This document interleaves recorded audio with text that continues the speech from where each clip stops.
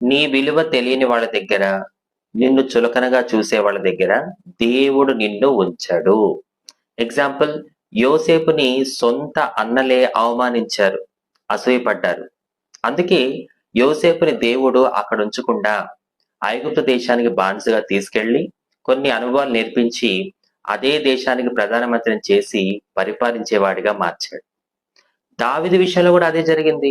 సొంత అన్నలే దావీదుని చులకన చేశారు.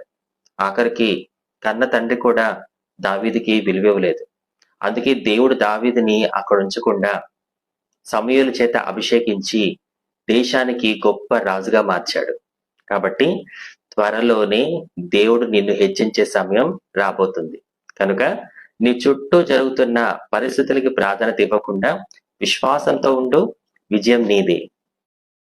నీ విలువ తెలియని వాళ్ళ దగ్గర, నిన్ను చులకనగా చూసే వాళ్ళ దగ్గర దేవుడు నిన్ను ఉంచడు. ఎగ్జాంపుల్, యోసేపుని సొంత అన్నలే అవమానించారు, అసూయపడ్డారు. అందుకే యోసేపుని దేవుడు అక్కడ ఉంచకుండా ఐగుప్తు దేశానికి బానిసగా తీసుకెళ్లి కొన్ని అనుభవాలు నేర్పించి అదే దేశానికి ప్రధానమంత్రిని చేసి పరిపాలించేవాడిగా మార్చాడు. దావీదు విషయంలో కూడా అదే జరిగింది. సొంత అన్నలే దావీదుని చులకన చేశారు. ఆఖరికి కన్న తండ్రి కూడా దావీదుకి విలువివ్వలేదు. అందుకే దేవుడు దావీదుని అక్కడ ఉంచకుండా సమూయేలు చేత అభిషేకించి దేశానికి గొప్ప రాజుగా మార్చాడు. కాబట్టి త్వరలోనే దేవుడు నిన్ను హెచ్చించే సమయం రాబోతుంది. కనుక నీ చుట్టూ జరుగుతున్న పరిస్థితులకి ప్రాధాన్యత ఇవ్వకుండా విశ్వాసంతో ఉండు, విజయం నీదే.